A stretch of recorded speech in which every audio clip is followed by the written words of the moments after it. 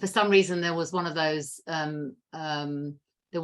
runs where everyone throws color all over themselves, and there was lots of students with loads of color all over themselves, and they were dancing to, there was a DJ and he was playing, you know, the music where they just have drops where it builds and it builds and it builds and it drops, and all he kept doing was playing the drops. So all these people wearing all this paint just kept dancing. They were getting really, really excited and then dropping, you know, and going crazy. And then he would start another one where you would build, and that's what I remember about being in Missouri.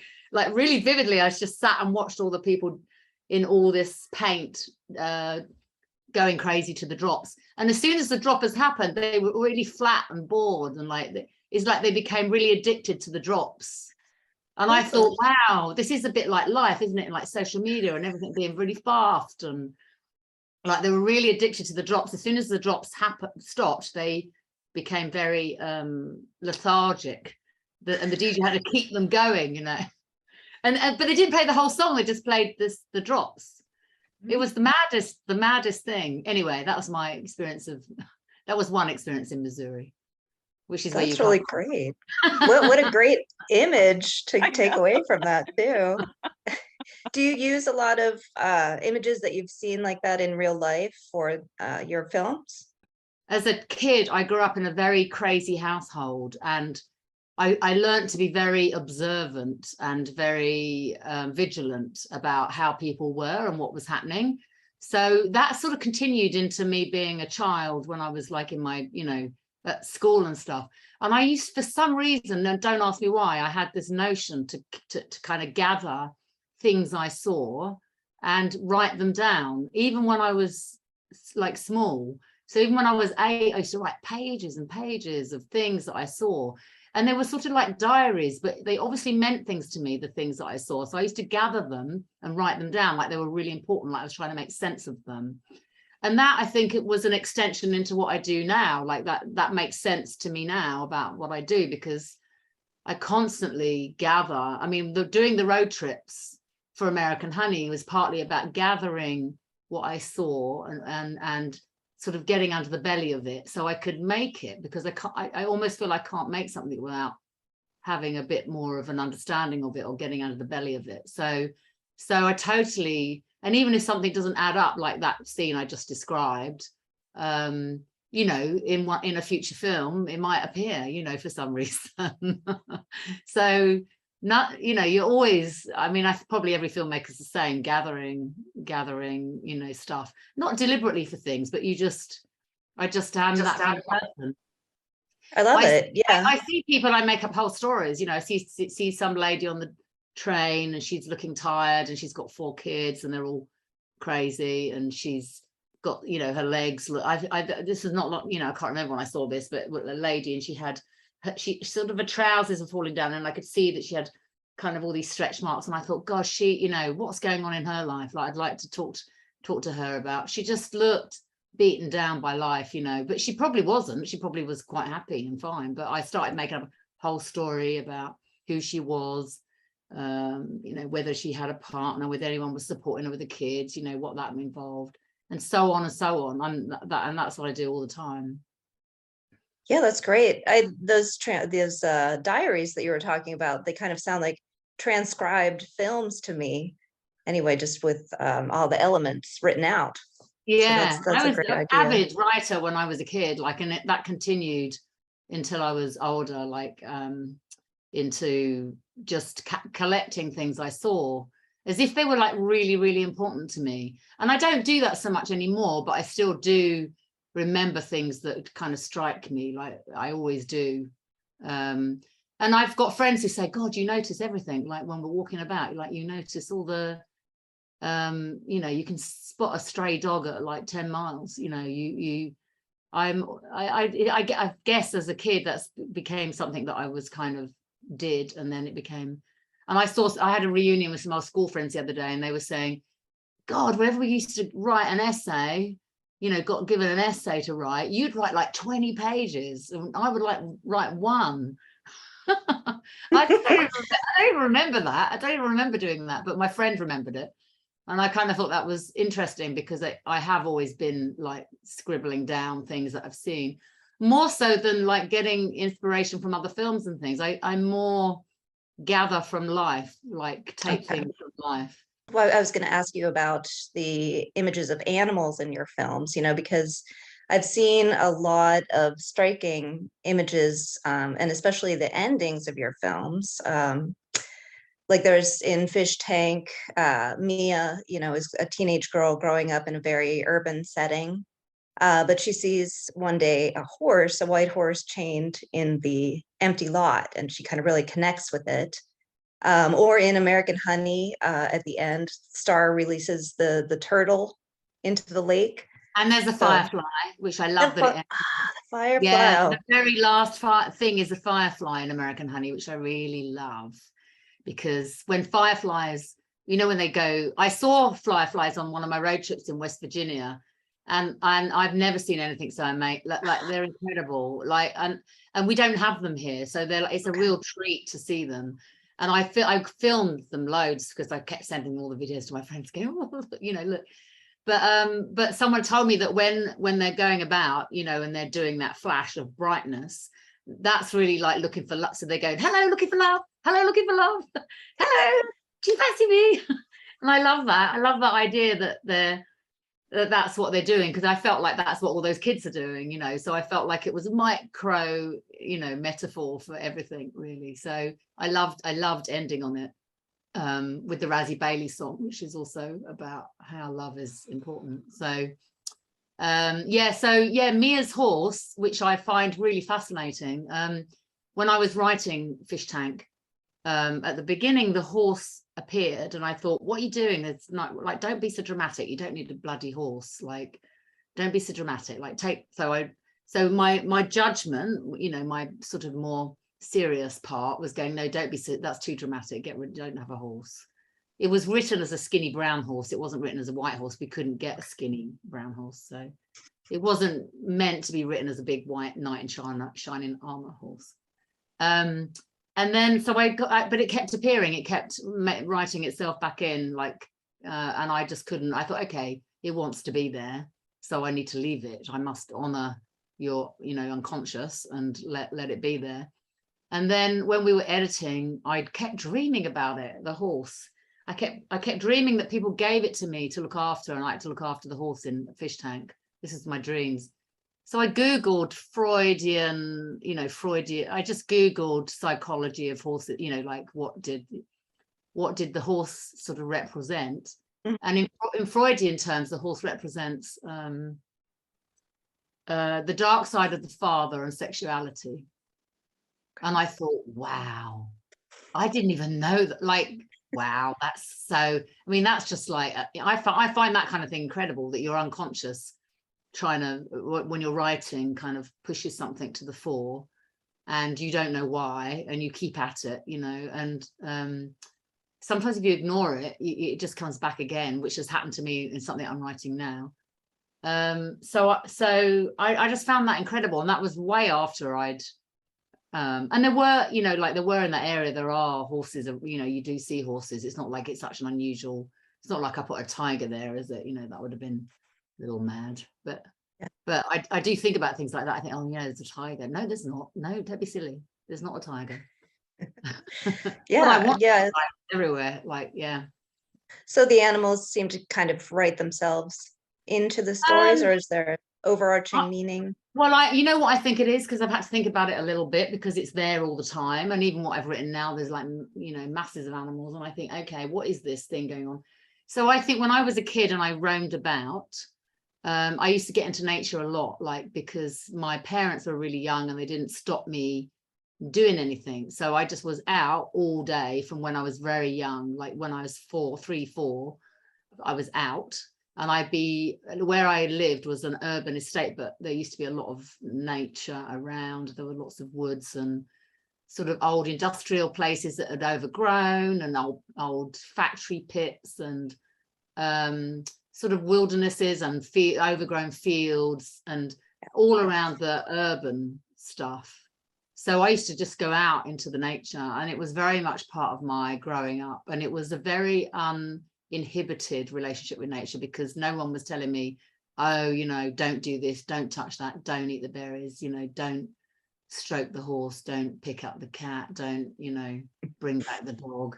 You know, I was just doing all that because no one told me not to. So I had a very natural relationship with nature, which I think we're all supposed to have, actually, a kind of relationship with nature, but we've all get very separated from it as we get older, and we live in cities, and people become more afraid of it and don't, you know, engage with it. So I think it was a very natural, and I also think that I sort of, as I was around in nature, I think I interpreted the world a bit through it, if that makes sense. So, you know, I think that that's just continued over into my work. Like I like it has emotional resonance for me, you know, like I'm always writing, when I write a scene, like, what is the sky like, you know, like, you know, Yeah. which I don't think I read much in scripts, you know, like sometimes you do, but I really care about what the sky is like, or I really care about, you know, what is around, or what the weather's like, whether it's raining or whether it, and of course when you get there, it's not, you know, you might write, especially independent filmmakers, you write, oh, it's a stormy day, and you get there, it's bright sunshine, you know. I had an image of Heathcliff that was my main image for the film when I did a film called Wuthering Heights, and I imagined there was this kind of blurry sky and this blurry landscape, and there was this, from a distance you thought there was a big animal climbing the moor, and when you got closer you realized it was Heathcliff carrying dead rabbits that he'd been collecting. And then so this was my main image for the film, and I thought, this is going to be great, like a major, like, big animal climbing the moor. And then when we got to do it, we had about half an hour to shoot it. It was bright sunshine, blue sky. We had about 3 rabbits. He didn't look like an animal whatsoever. And we, in order to get a wide shot, we would have had to have walked about a mile. So, and we had half an hour, and we had no vehicles that could go through the mud. So everything was walking. We had to carry all the camera equipment all the time. So I basically had to shoot Heathcliff with 3 rabbits in blue sky, going up a green hill, when, you know, in my fantasy, before we'd gone out, there was this kind of, you know, watercolor, like, you know, Turner type thing. So that's the reality of filmmaking. But I mean, I just love the juxtapositions that these images can create in your films. You know, I've just been thinking about in Fish Tank again, you know, in the apartment, there's the fish in the bowl, and then they go to the lake, and Michael Fassbender catches a fish with his hand, you know, and they're in the lake, and it's so, like you said, uninhibited when they're in nature, and then, you know, it's contrasted with that fish in the apartment. Yeah, I love I that. think in the fish tank there's a hamster, isn't there? Isn't there a hamster? Well, there, I think, yeah, maybe it's a hamster. I liked doing that. I liked putting a hamster in the fish bowl. Like, oh, okay. I think there's no fish. I think there's a hamster. There's the hamster fish. Okay. They have an old Okay. fish thing, and they put a hamster in it. I think that's my I'm memory. I must be transposing from another image. Yeah. But I really did love that lake though. Yeah. That was incredible. Yeah. That was that's called fish tickling, where you can grab the fish without, you tickle them, and then they I think there's a TV show about that. In the US, they have a fishing show that features that kind tickling. Yeah, it's kind of a cruel thing, is it? You tickle a fish and then you kill it. Like, that sums up my kind of films, I think, really. Well, I'd also like to ask you about Cal, your latest movie, which I found to be kind of the inverse. You know, the animal is the focus of the film, and then the human imagery is kind of juxtaposed to it. So I was wondering, you know, I was first going to ask you if you had taken any measures to mitigate the human interaction. But then I watched it and I thought, well, maybe the point is to see the interaction and kind of question it. So I wondered if you had any intention with that. The intention was always to show the cow's life, to show her consciousness, to see if we could see the you know, the invisible, you know, the thing that we all have, the thing that we all have that we can't quite put like a visible thing on, like the soul, I don't know what you want to call it, the soul or the will or the intentions, the feelings, the thoughts. You know, we all have this kind of inner life that is an invisible side of who we are. And I wondered if we were able to see that with an animal, like their consciousness. So that was my intention. In order to do that, we did spend time with her. And of course, we were there. I did very much, there were two things that I talked to Magda, who did the camera work, about. And one was not to get inside her head. So we only observe her in her environment, reacting to whatever happens to her.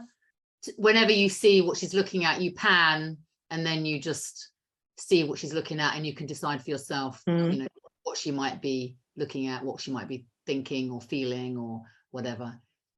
Because also we can't ever know what she's thinking or feeling. That's not possible. But we don't even know what each other's thinking, do we? So I find this all very interesting, because I think that all of us don't know what another person is even thinking, let alone an animal. But the way in which we interpret what someone else is thinking is because of our own experiences, and because of we can use our imagination. We can imagine what somebody might be thinking.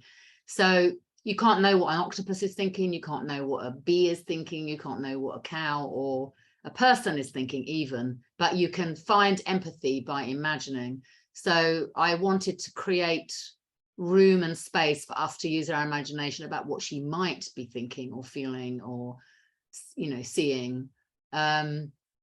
And so that was one thing I said to Magda, is don't get inside her head, don't put the cameras. I mean, we pan and you see what she's looking at, but you have to decide. I mean, she could be thinking, I've got a stomachache, rather than, oh, there goes my calf and I'm missing her. You don't know, do you? We don't know. But you can imagine if she's looking distressed and she's seeing her calf being taken, she might not like it, and she's making certain sounds. You can imagine, or you can, you know, maybe something else. And the other thing is, I said to her, like, if she responds to us, and we were very small crew, 1, 2, at the most 4, and 4 was very rare, like, so really not there very often, and only over about 20 days. I can't remember exactly how many, but 20 days a year or something. So, and she's very used to humans being around anyway, like very, she's very used to it. So I said, if she responds to us and she knocks the, you know, whatever she does, and she did sometimes respond, I said, just don't let that be part of it. You know, if she doesn't want you there, then we can move back. If she knocks you out of the way, that's, you know, part of it. That, and we did get barged sometimes, you know. So I wanted to be honest about that we were there, you know. But I think our presence was, you know, not very much more than what she's used to, actually. And interestingly, one of the things I felt happened over the time was, like, when she looked at us, I felt that her look had changed, like she felt seen by us, because we were there, we were looking, and we were responding to her. And that probably doesn't happen to many farm animals, really, that they get so much attention in a way where they're, you know, she's looking and she comes and we move out of the way. She knows that we've recognized she needs to come this way, and we've moved, you know, so therefore she feels weirdly a little bit heard or seen or something. And I just felt at the end, I could tell her look, she was like looking at us, and I felt like I mean, maybe this is my imagination also, but it felt to me she felt seen by us. And, you know, it did make me think about how we see each other, and how we don't even, you know, we're so busy in our own heads, aren't we, with all our fears and, you know, challenges and struggles, and life is challenging for everyone pretty much, isn't it? And the world is becoming even more so. And there's the kind of, I feel like there's a universal, you know, vulnerability right now with the things that are going on. Everybody feels very vulnerable.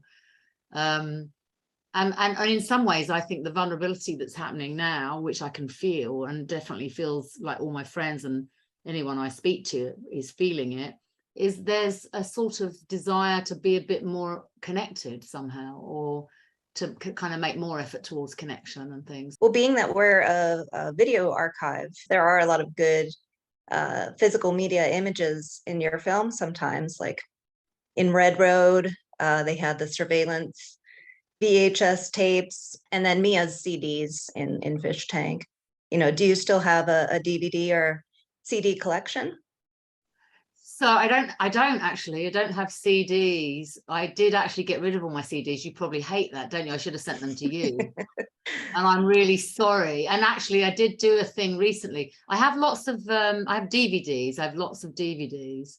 And I don't seem to want to get rid of them of films. And I haven't got rid of them. So that's interesting, I think. And I've got like big box sets and things like that, you know, of all Lynch's films or all Bergman's films, or, you know, that kind of thing. And I did this other thing that I think that you're not going to like, actually. You might not like this. I sort of got rid of all my rushes from my films. And my neighbor saw me doing it, and she said, what are you doing? And I said, well, I don't, to me, once the film is made, the film exists in its own, as its own thing. To me, then that's like a universe, like that I've created. I mean, it always amazes me that when you put the film together, I always have quite a reaction when you've written something. And I'm obsessed with like not using things that feel in any way like technical or make you think you're making anything. To me, it's all real. So like I won't use like some scripts, you get people write things like they do camera movement. I never will use anything like that. I won't use a technical term. I try and make it feel like it's a real world. And so to me, when I see the first cut and we project it maybe or look at it, I cannot believe that we've put all these images together and this whole universe exists. To me, it's a miracle. And I can't believe that you just, you know, you can do that. And like, so to me, when you finish the film, you've created your own universe, your own world. And to sort of then go and examine how you did that, or to kind of unpiece it, would not be, I wouldn't want that ever to happen. So I don't keep those kind of things. So no, I don't. You know, I'm a big online, I mean, I love my music. I love music. And I really get the sort of people who collect, and I do know people who collect albums, you know, and I get the album thing where, you know, a musician has made something that is an album, and they want you to listen to it as an album, like it's a whole piece of work. Is it important for you, do you think, to have your film out on DVD? I really hate being like, you get sent links for things. I kind of hate being sent a link. And I do like something that's tangible, maybe because of the film, maybe because so much effort has gone into making something, that having something in your hand is like a lovely thing. And somehow a link makes it feel very transient, like very disposable, and like, oh, here's a link, you know. And you think, God, is my 4 years of incredible effort just is reduced to a link, you know. It does make it feel more disposable and less solid. And I think when you've worked really hard on something and you've really cared about it, for it to end up as a link. So I think I do care that they come out on DVD. And it's nice to have like the artwork with it as well. It's like a whole thing, isn't it, to have and I like picking the artwork and looking over what you might do with it.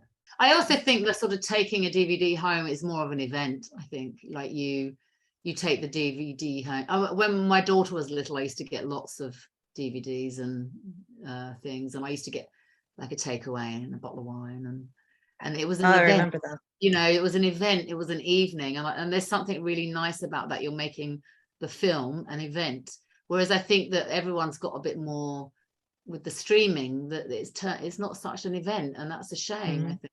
I mean, as a filmmaker, you want your film seen, and on some level, and I always think cinema when I make my films. I always love that quote that I think Bresson said: "A look in the eye can start a war." I still believe in the big image, you know, in the power of the big image. And you want to start loads of wars, right? Yeah, I've got a load of wars. My own private ones, but yeah, there's, yeah.